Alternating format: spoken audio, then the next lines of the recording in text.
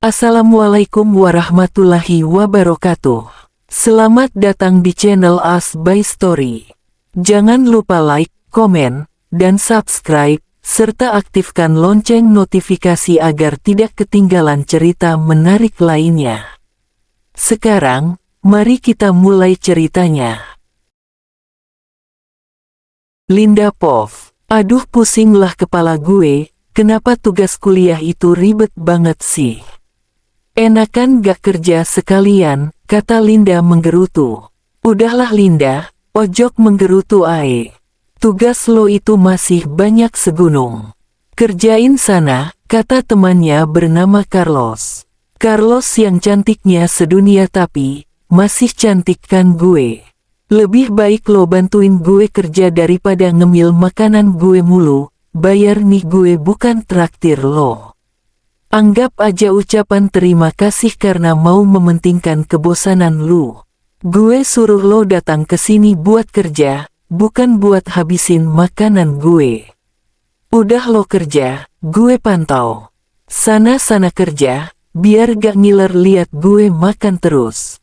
Awas lo Carlos. Oke, perkenalan diri dahulu, nama gue Linda Putri Smith, gue biasa dipanggil Linda. Gue berasal dari keluarga Smith, keluarga dua terkaya di Indonesia.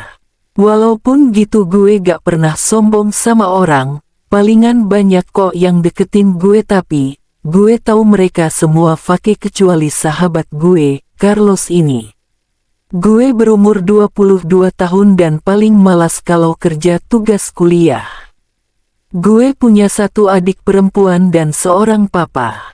Ibu gue udah meninggal sejak gue berumur 7 sementara adik gue berumur 5. Walaupun begitu papa selalu bisa nafkahin gue sama adik gue. Gue gak nangis dan sedih terlalu lama. Toh gak ada gunanya. Buat apa nangis sama sedih, gak ada yang bisa berubah. Daripada buang waktu juga bukan. Sampai sekarang papa gue belum nemuin pengganti mama. Banyak yang nawarin tapi, ditolak semuanya.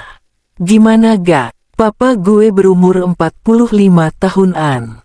Tapi, wajahnya masih tetap ganteng. Kalau gue seumuran papa dan bukan anaknya, paling juga gue naksir. Tapi, tenang aja sampai sekarang gue belum nemu jodoh yang tulus sama gue. Terakhir gue pacaran pas SMA 1 itu pun udah putus, karena dia ketahuan selingkuh. Tapi, gue gak sedih karena gue nerima dia juga karena paksaan Carlos. Gue sama Carlos udah sahabatan sejak TK. Bibit bobot bebeknya udah tahu semuanya. Tapi, Carlos tidak tahu bahwa gue ini pintar main musik. Gue memang dulu seorang pianis kecil, tapi sejak kematian mama gue gak pernah piano lagi karena kalau gue main gue teringat almarhum mama gue yang sering ngajar gue sejak kecil. Bukan cuma piano, gitar dan biola pun gue bisa mainkan walaupun gue gak pernah nunjukin. Gue kuliah jurusan bisnis karena gue yang akan gantiin papa jika papa sudah pensiun. Oke, cukup perkenalannya dan kembali ke cerita. Gue mengerjakan tugas dengan serius. Gue ini sebenarnya jenius pakek sangat tapi, gue pura-pura bodoh biar gak dimanfaatin.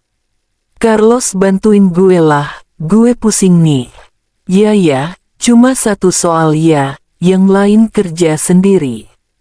Ya, Carlos bantuin gue kerjain tugas, karena tampang gue sangat melas. Jadi Carlos bantuin gue sampai selesai. Makasih Carlos tersayangku, lo emang baik deh. Iya dong Carlos gitu loh. Sebagai ucapan terima kasih, lo traktir gue di kafe dekat kampus, gak ada bantahan. Iya, Carlos dan gue pergi ke kafe dekat sekolah, kafe ini buatan kerja keringat gue sendiri. Tapi, gue belum mengumumkan. Semua pekerja di sini tahu gue tapi, kalau gue datang gue suruh mereka pura-pura gak kenal. Gue hampir tiap hari kesini buat makan sama Carlos. Enak makanannya. Hai Bu Sekar, aku pesan seperti biasa ya Bu, yang paling pedas, kata Carlos kepada pelayan. Karena kita sering kesini kita tahu siapa nama pelayannya. Oh nak Carlos, bebek goreng kep sambal dan es jeruk manis lagi, kalau Non Linda mau pesan apa? Aku pesan pasta carbonara dan es coklat ya Bu, yang spesial. Baik, mohon ditunggu pesanannya. Setelah memesan makanan, kita pun bercanda-candaan. Kata seseorang yang 2 meja dari kita. Kita pun menoleh ke sana. Kalian bisa diam atau tidak? Saya pusing mendengar suara kalian, kata orang itu. Kalau Om pusing, ya pakai headset lah, gitu aja susah, kata gue ke Om itu. Jangan panggil Om, saya belum setua itu. Emang gue peduli? Dari tampang lo aja udah kelihatan kalau lo itu Om. Jangan banyak bicara deh Om. Nanti tambah keriput. Saya hanya ingin kalian diam, bisa gadis manja. Dasar Om es. Terserah apa katamu. Mereka pun tak berdebat lagi, si Om yang dipanggil Linda mulai mengerjakan pekerjaannya. Linda pun juga duduk kembali karena dia sempat berdiri karena marah. Ngeselin banget si Om itu, gak tahu kita lagi have fun apa. Lo harusnya gak boleh gitu, Linda. Carlos, emangnya kenapa? Dia duluan kok yang cari gara-gara sama gue. Seharusnya lo jaga image depan dia. Perhatikan dia baik-baik, tampan kan. Palingan belum tua banget, aduh ganteng banget, gak kuat gue lihatnya. Carlos, dia ganteng, dilihat dari mananya coba. Orang jelek gitu, mata lo yang dimana Linda? Lihat kebanyakan cewek di sini ngelihat ke arah dia. Dari muda sampai tua, seharusnya lo senang diajak bicara sama dia. Gue senang. Gue malah depresi ngelihat muka kulkasnya itu. Linda, mukanya yang dingin itu tambah kece Linda. Terserah lo deh, lihat cogan aja, matanya udah kemana. Hehehe, gue kan jomblo. Jadi sempatin waktu buat beginian. Cuci mata men. Ya, udah ayo makan. Makanan kita udah datang tuh, kata gue yang melihat makanan kita udah dihidangkan. Yeay makan. Makasih Bu. Kita pun makan dan jangan lupa dengan disertai gurauan garing. Di saat kita udah hampir selesai, gue denger orang yang sempat berdebat sama gue sedang bertelepon. Gue gak nguping cuma gak sengaja denger. Halo Ma, kata orang itu. Ya Ma. Aku segera ke sana. Aku baru selesai makan nih. Ya Ma, maaf, janji gak akan ngelanggar lagi. Ya Ma, cowok itu pergi ke kasir dan bayar seluruh pesanannya. Dia pun pergi dan melewati kita. Gue memandang dia sinis tapi, dia gak lihat gue sedikit pun. Ya ampun tuh cowok, udah ganteng, keren wangi pula. Tipe idaman nih, kata Carlos sambil menghirup udara gak jelas. Wangi apanya? Biasa aja keles. Hidung lo tersumbat, ini kan wangi parfum yang terkenal itu. Masa lo gak tahu? Pasti dia kaya. Gue gak peduli dia pakai parfum apa. Yang penting dia tetap Om. Umurnya aja kelihatan belum sampai ayah lo. Jadi masih muda dong. Pokoknya gue benci banget sama dia. Jangan sampai ketemu lagi deh, gue kesel sama muka flat yang kayak baru disetrika. Haha, hati lo, benci jadi cinta. Mitos itu mah, gak akan ada di dunia nyata. Lo pikir ini drama mewek gitu. Emang bukan sekarang Linda tapi, nanti.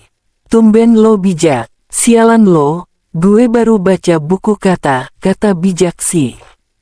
Idih, gue kirain ini berasal dari kata lo sendiri.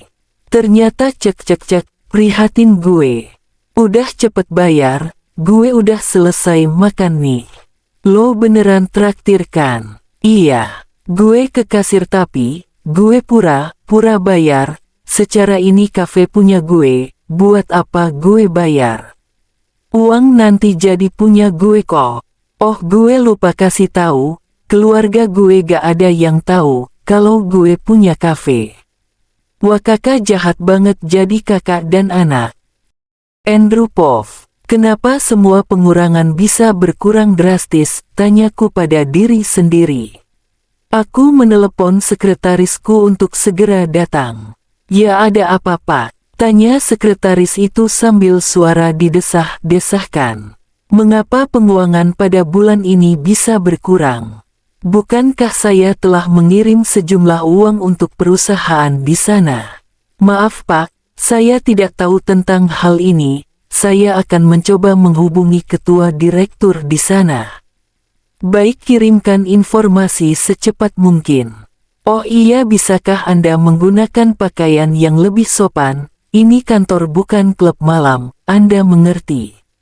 Saya mengerti Pak. Sekretaris itu pergi dari ruangan Andrew, sementara Andrew hanya kebingungan melihat data yang di mejanya.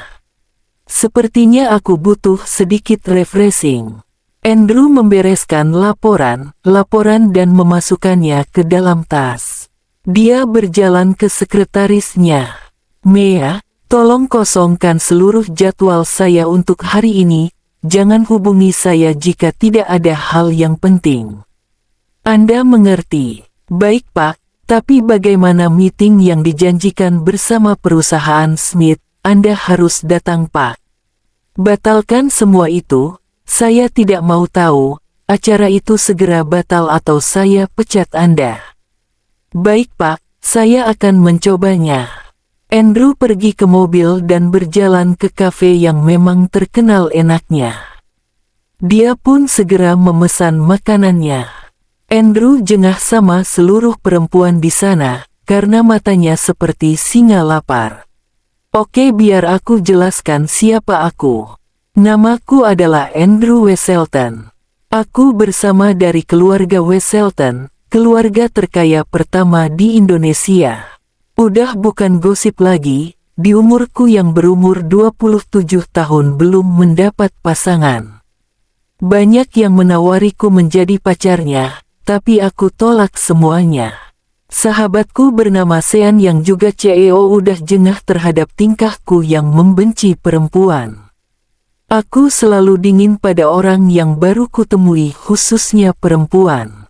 Wajahku yang tampan dan kaya, selalu diminati perempuan di negeri ini. Aku hanya tinggal bersama ibuku dan adik perempuanku yang kelas SMA 1. Aku selalu dijodohkan dengan anak teman ibu, untung saja aku punya segudang alasan untuk menolak. Aku seorang CEO di perusahaanku. Aku tahu itu pekerjaan yang berat tapi, aku dengan mudahnya menyelesaikan seluruh tugasku. Kali ini aku rasa ada seorang koruptor sebab perusahaanku yang berada di Jepang hampir keuntungannya menurun drastis. Tapi, akan segera ku cari tahu penyebabnya. Dan siapa yang berani cari macam-macam pada keluarga Wesselton akan segera ku hancurkan. Cukup perkenalannya, kembali ke cerita. Andrew selalu memperhatikan laporan yang didapatnya, dan membandingkannya dengan bulan lalu. Bulan Juni mendapat untung 10%, mengapa pada bulan Juli malah mendapat rugi. Tiba-tiba HP Andrew berbunyi, dia pun segera mengeceknya, ternyata memang benar ada koruptor di perusahaan Jepang. Koruptor itu segera ditangkap polisi. Andrew menelepon sekretarisnya. Halo, ada apa Pak? Tanya sekretarisnya dari ujung telepon.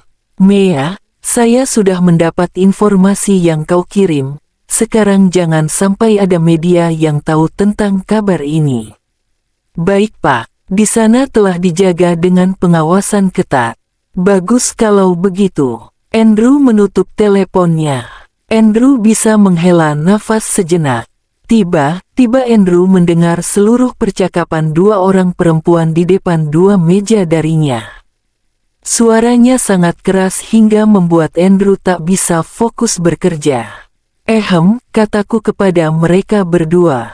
Dua orang perempuan itu menoleh ke arahku. Kalian bisa diam atau tidak? Saya pusing mendengar suara kalian, kataku. Kalau Om pusing, ya pakai headset lah, gitu aja susah, kata salah seorang dari cewek itu. Jangan panggil Om. Saya belum setua itu. Emang gue peduli? Dari tampang lo aja udah kelihatan kalau lo itu Om. Jangan banyak bicara deh Om. Nanti tambah keriput. Saya hanya ingin kalian diam, bisa gadis manja. Dasar Om es. Terserah apa katamu. Andrew segera mengerjakan pekerjaannya hingga selesai. Mereka juga udah gak mempersalahkan lagi debatnya. Tiba-tiba seorang menelepon Andrew dan tampak di teleponnya bernama Mama. Andrew segera mengangkatnya dan jangan lupa mempersiapkan mentalnya. Halo Ma, kata orang itu. Andrew di mana kamu? Cepat segera ke restoran yang Mama bilang kemarin. Ya Ma, aku segera ke sana. Aku baru selesai makan nih. Kamu itu ngelanggar janji, udah berapa kali Mama bilang. Ya Ma, maaf, janji gak akan ngelanggar lagi. Ya sudah kalau begitu cepat datang ke sini, jangan sampai telat. Ya Ma, aku pun segera membereskan seluruhnya dan tidak lupa membayar pesananku. Di saat aku melewati kedua orang cewek itu, aku tahu seseorang yang debat tadi menatapku sinis sementara aku tetap memandang ke depan dengan wajah datarku. Aku segera masuk ke mobil dan segera ke restoran seafood yang Mama telah bilang kepadaku. Ya aku tahu ini acara apa, perjodohan lagi. Sungguhan aku kayak gak laku. Akhirnya nak kamu datang. Sini kenalkan calonnya, kata Mamaku sambil menarik tanganku. Aku tak ada pilihan lain selain mengikutinya. Aku udah biasa seperti ini. Ini Dovi, calon yang Mama jodohkan denganmu. Aku segera memperhatikan pakaiannya. Dia menggunakan dress yang sampai setengah pahanya. Bajunya yang kurang sopan di restoran ini. Aku hanya diam dan tak berkomentar. Bagaimana Dovi? Anak ibu ganteng kan, kata Mamaku. Ya Tan, anak tante ganteng sekali, kata Dovi sambil mengedipkan satu matanya kepadaku. Ma buat apa aku kesini? Tanyaku pada akhirnya. Andrew kamu kan udah 27 tahun, belum nikah, Mama jodohkan kamu sama Dovi. Ma biar sekarang aku yang berkomentar. Apa Mama mau punya mantu jalang? Lihat pakaiannya Ma, itu sama sekali gak sopan beda dengan Andrew Ma. Andrew gak akan nerima perempuan seperti dia untuk menjadi pasanganku. Tapi Andrew, jodoh akan datang sendirinya Ma, jangan menjodohkanku sama wanita jalang kayak dia. Sama sekali beda nilai dengan keluarga kita. Dovi sakit hati mendengar penjelasan Andrew. Dovi kira jika dia berpakaian seperti ini, Andrew akan terpikat dengan kecantikan yang dimilikinya. Ternyata perkiraan dia salah.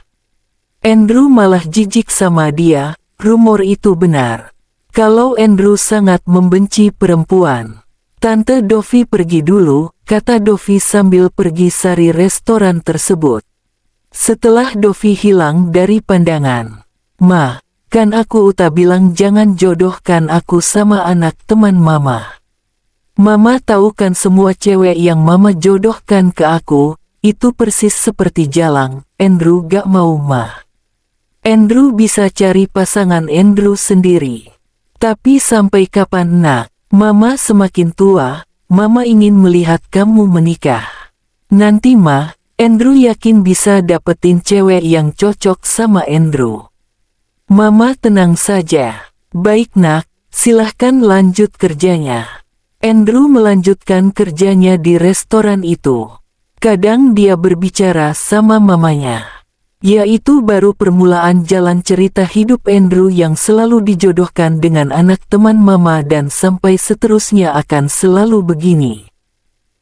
Linda Pov, kita mau kemana Carlos? Bosen gue kayak patung di sini, kataku ke sahabat terbaikku. Kemana ya? Gue juga bingung nih. Kan lo yang narik gue ke sini, jadi gue gak ada persiapan. Oh iya ya. Kan gue yang narik lo ke sini. Gue mau ngapain ya? Gue lupa. Bego itu jangan dipelihara Linda, cantik kok bego. Ya sorry namanya juga lupa, ya mau gimana lagi. Ya udah deh kita beli baju aja, sekalian kita kan mau ke pantai, pakai baju baru lah. Oke, mereka berdua menuju ke toko buku. Di sana banyak yang memperhatikan mereka berdua, secara muka mereka kayak bidadari yang turun dari surga. Mereka belanja untuk keperluan pergi ke pantai yang diadakan 1 minggu lagi. Ini hanya liburan doang bukan kuliah. Tiba-tiba seseorang menepuk bahunya. Permisi, kata cowok itu. Oh saya, kata Linda sambil menunjuk dirinya sendiri. Ya kamu. Gak usah pakai formal gue, lo aja. Umur gue kan masih 27. Oh sorry kalau begitu. GPP, kenalin nama gue Sean, nama lo siapa? Kenalin nama gue Linda dan ini sahabat gue namanya Carlos. Nama kalian berdua bagus seperti orangnya. Hahaha jangan ngegombal deh. Memang beneran kok. Cowok-cowok di mall ini aja hampir melongo melihat kalian berdua jalan di depan mereka. Ih ada-ada aja deh. Lo kesini sendirian. Gak sama sahabat gue tapi, dianya lagi ke toilet. Beruntung banget ya gue bisa ketemu sama 2 bidadari. Oh iya boleh gue minta nomor HP kalian? Oh tentu saja, nomor gue 081. Dan yang ini nomor HP Carlos, 081. Teks, nanti gue kabari selanjutnya. Kita bisa jadi teman kan? Tentu saja teman. Sean pun pergi, sementara Carlos dan Linda pergi ke Starbucks dan nongkrong di sana.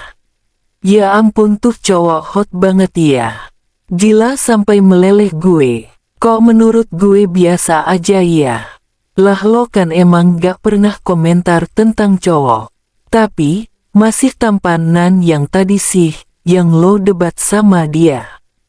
Hah, kalau gitu gue lebih milih Sean daripada Om S itu. Hahaha, lo bahkan udah punya sebutan sendiri untuk cowok itu. Pokoknya ya gue gak akan pernah mau ketemu sama Om S itu. Nyerah gue hadapan dengan muka datarnya. Jadi kalau lo ketemu sama dia pakai senyum gitu. Datar aja kayak gitu kalau senyum meleleh hati gue.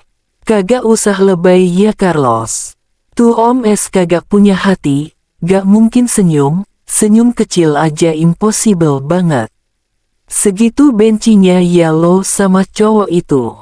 Pakek banget bencinya. Om S itu ibaratkan kue yang gue pukul terus sampai hancur. Gila lo. Emang lo tega ngelihat muka tampannya babak belur. Gue tambah senang melihat dia luka. Awas lo, kalau lo jodoh sama dia pasti bakal ketemu lagi. Dan jodoh gue pasti bukan dia. Mereka kembali meminum kopi mereka dan bercakap-cakap. Kalau gak bahas cogan ya liburan nanti tapi, kebanyakan yang ngomongnya cogan itu Carlos. Linda hanya ngangguk saja. Andrew Pov, bro temenin gue ke mall dong please, gue butuh baju baru nih, kata Sean kepada sahabat dinginnya. Kagak gue lagi sibuk nih, kerjaan gue banyak. Nanti ajalah, waktu masih banyak. Lo emang tega ngelihat gue jalan sendirian. Ya gue temenin tapi, bantuin gue kerja dulu. Gitu dong yang namanya sahabat. Sekarang ini gue sama Sean, sahabat gue lagi berada di rumah gue. Gue emang ngomong lo, gue sama sahabat cumuk gue ini. Gue lagi sibuknya bekerja dia malah ngajakin gue jalan. Gue sibuk ngurus koruptor yang di Jepang itu. Setelah selesai kerja mereka berdua ganti baju. Ada Naksean, mau kemana rapi begini? Tanya mamaku. Mau jalan ke mall tante, kita mau beli baju baru untuk liburan nanti. Oh begitu. Hati-hati di jalan ya. Ya tante. Mereka berdua menuju ke mobil dan berangkat ke mall. Di mall banyak yang memandang mereka berdua lapar. Mereka ini kan kayak dewa-dewa Yunani begitu. Gara, gak lo sih, gue gak nyaman nih dilihatin banyak orang, kata gue. Ini kan udah biasa. Gue ke toilet dulu, lo jangan kemana-mana. Hubungi gue. Yoi. Aku pun pergi ke toilet untuk mencuci muka. Dan sialnya bagiku, saat aku keluar dari pintu toilet aku tak sengaja menabrak seorang cewek dan barangnya jatuh semua. Karena gue salah, gue bantuin masukkan barangnya ke tasnya. Maaf saya tidak sengaja, kataku ke dia. Gak apa-apa kok, kata cewek itu gugup. Kalau begitu saya permisi terlebih dahulu. Aku meninggalkan cewek yang sedang bengong itu. Aku udah biasa diginikan jika berjalan dimanapun. Wajahku yang tampan memikat para hati cewek yang di sini. Sean lo di mana? Kata gue menghubungi Sean. Gue lagi di Starbucks, gue harus ceritain sebuah cerita yang bagus. Nanti aja di sana. Gue ke Starbucks dan menemukan sahab gue. Jadi lo mau cerita apa? Tanya gue. Pas lo ke toilet, gue ketemu dua bidadari yang sangat cantik. Rugi lo ke toilet. Oh cuma itu gak ada yang seru. Ini itu seru ya. Cewek itu cantik dan yang paling cantik itu namanya Linda. Tapi, gue sama dia cuma teman lagi pula gue juga cuma kagum. Mau gue kenalin gak? Gue punya no HP-nya. Dijamin 1000% dia lebih baik daripada cewek yang dijodohkan sama lo. Kagak ah, gue gak minat sama yang begituan. Ya udah deh, sana lo beli kopi, biar gak suntuk ngerjain pekerjaan melulu. Ya, aku pun segera membeli minum. Di saat aku ingin ke tempat duduk gue bertabrakan sama seorang cewek. Om punya mata gak sih? Digunakan dong om, kata cewek itu sambil menunduk membersihkan bajunya. Maaf, saya punya mata. Apa Anda tak bisa melihatnya? Tunggu suara ini, lo kan? Kata cewek itu sambil menunjuk ke muka gue. Pantas aja songong, lo om es itu sih, lanjutnya. Apa om es? Maaf ya gadis manja. Saya bukan om kamu, jangan seenaknya memanggil saya om. Lalu mau dipanggil apa lagi? Mau gue panggil pak? Sean pun mendatangi gue karena gue lama. Woi kok lo lama sih? Kata Sean menepuk bahu gue. Loh Linda, kayak Sean ke cewek itu. Sean, lo sahabatan sama om es ini. Dia kan emang sahabat gue. Kok rasanya membingungkan? Lo baik, murah senyum. Nih om es kayak kulkas dingin mulu. Jangan seenaknya Anda mengejek saya, kataku jengkel. Seorang cewek mendatangi Linda. Hai Sean, lo kan cowok yang debat sama kita di kafe kan, kata cewek itu. Hai Carlos, kenalin ini sahabat gue namanya Andrew. Dan Andrew mereka berdua yang gue omongin. Yang itu Linda dan yang satunya Carlos. Hai Andrew, kenalin gue Carlos sahabat Linda. Linda emang PMS sekarang, makanya banyak bacot. Wah Carlos lo mulai jadi pengkhianat ya. Aduh ampun Linda, gue kan cuma ngomong yang benar doang. Kebetulan ya kita ketemu di sini, padahal gue mau hubungan kalian tadi. Kita kan udah di sini. Jalan bersama yuk, kata Sean. Ayo, kata Carlos antusias. Tapi, kata Linda, Gak ada tapi-tapian. Ikut atau gue gak mau bantuin tugas lo lagi. Ya deh, gue ikut. Kalian masih kuliah, kata Andrew dengan dingin. Kalau iya kenapa? Kalau enggak kenapa? Tanya Linda. Kalau begitu aku cuma bingung, kenapa lo gak sopan sama aku, yang jelas lebih tua darimu. Gue sopan sama orang tapi, kalau orangnya kayak lo, gue harus pertimbangkan lagi. Udah diam, kita mau jalan bukan bertengkar. Mereka berempat pun jalan. Carlos dan Sean bercanda-candaan. Sementara Linda dan Andrew selalu debat. Entah mengapa Sean dan Carlos bekerja sama untuk menyatukan mereka. Tanpa Linda dan Andrew tahu, di dalam hati mereka merasa nyaman. Andrew hampir saja ketawa melihat muka ngambeknya Linda. Menurutnya Linda lucu kayak gitu. Dan Linda merasa Andrew adalah sesosok yang paling ganteng setelah ayahnya. Bersambung.